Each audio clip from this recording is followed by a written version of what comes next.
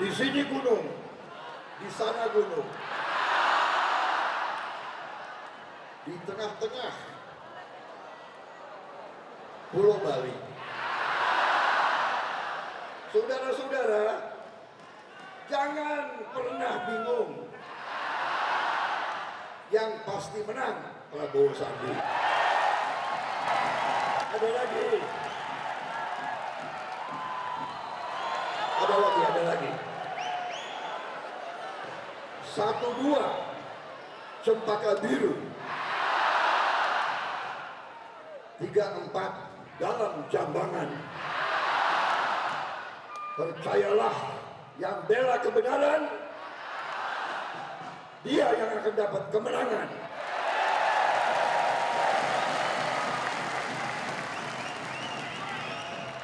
Boleh juga ya. Satu lagi. Rawe-rawe lantas, malang-malang putus. Mereka yang curang, akhlaknya seperti lutung.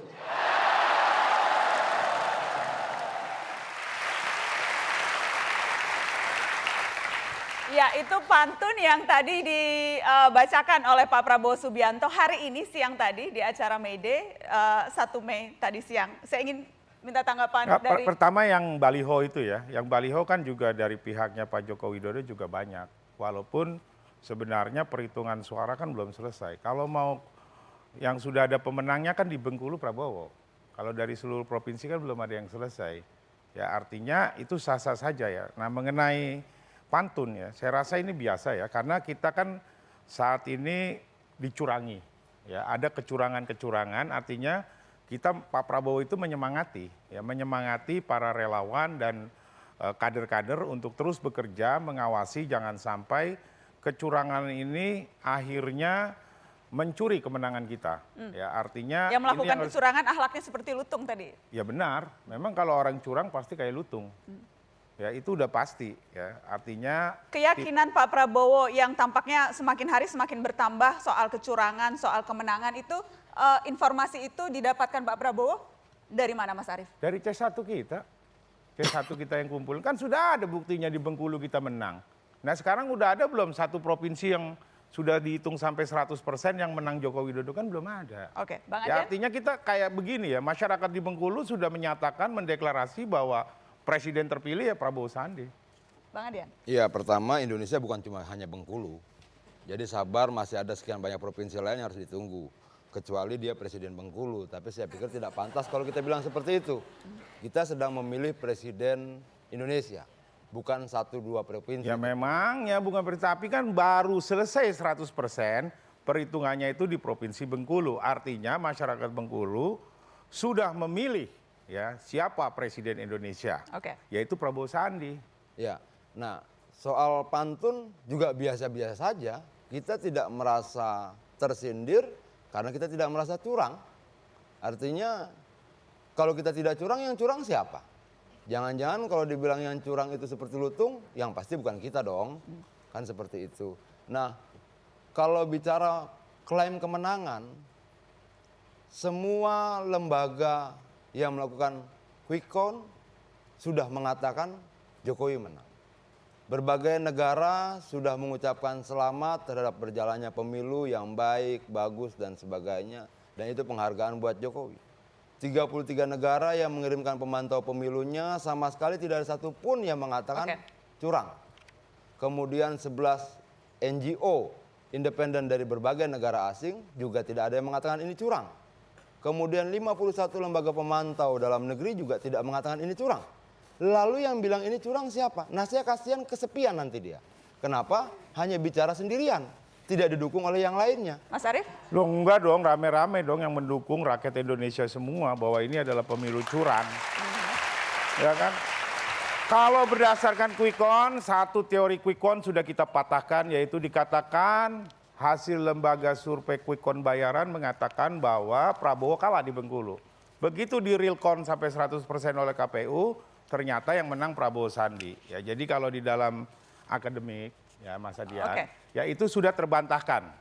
Ya, artinya ketika sebuah penelitian mengatakan bahwasannya Baik. di Bengkulu ini menang Joko Widodo 58%. Begitu dibuka kotaknya kalah. Ya, artinya penelitian quick count itu gugur.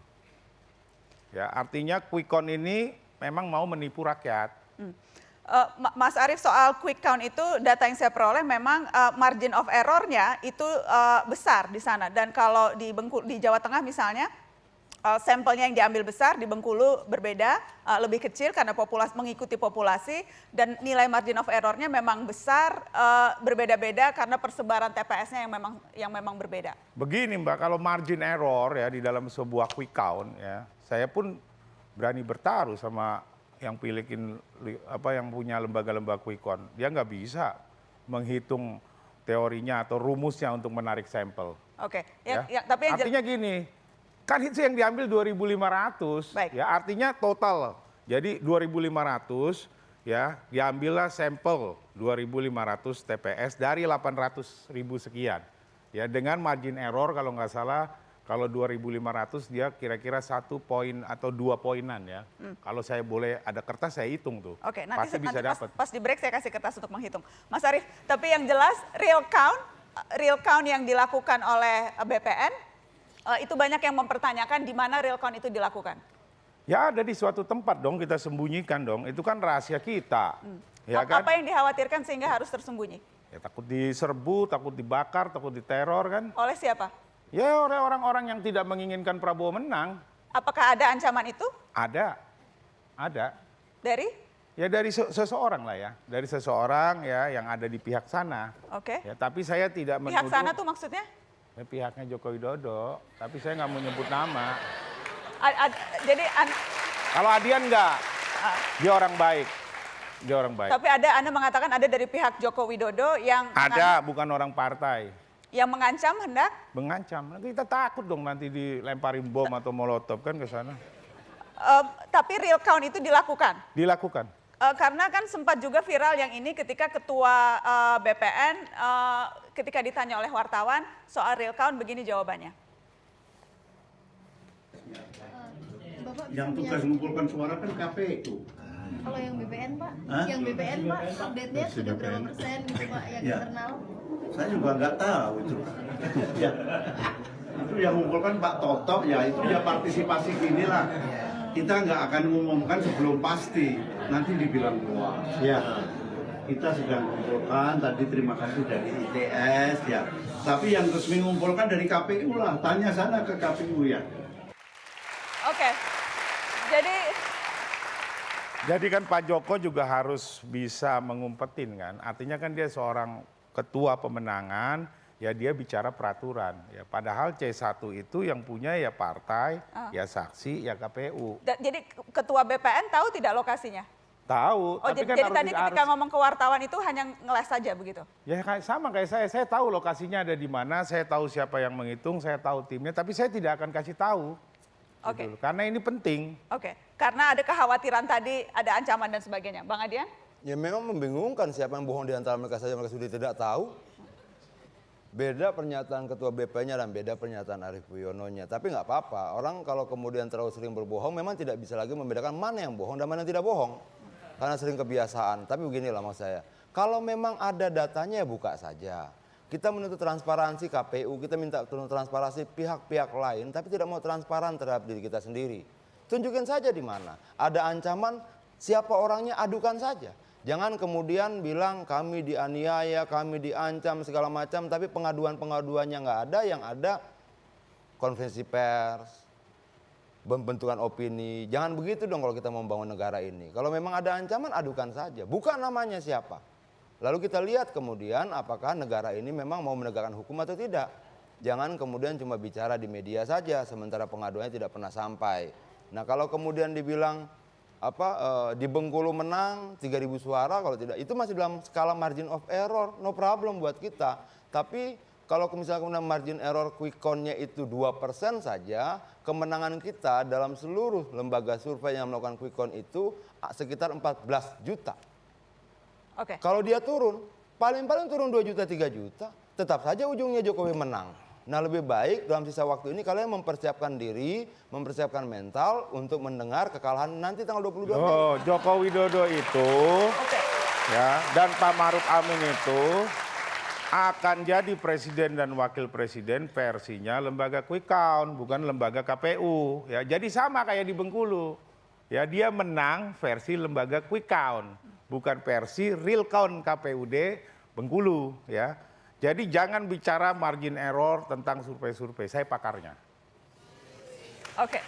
Dan Pakar survei yang meragukan survei. Loh, saya pakar survei karena Yang itu meragukan survei. begini, independensi sebuah lembaga survei itu di dalam sebuah Oke. lembaga survei opini politik itu harus dijaga. Jangan seluruh lembaga survei makan-makan di istana dikirim. oke, kita akan Gitu kan? kembali setelah pariwara. Kita akan lanjutkan ini. Jangan kemana-mana, tetap di Mata Najwa.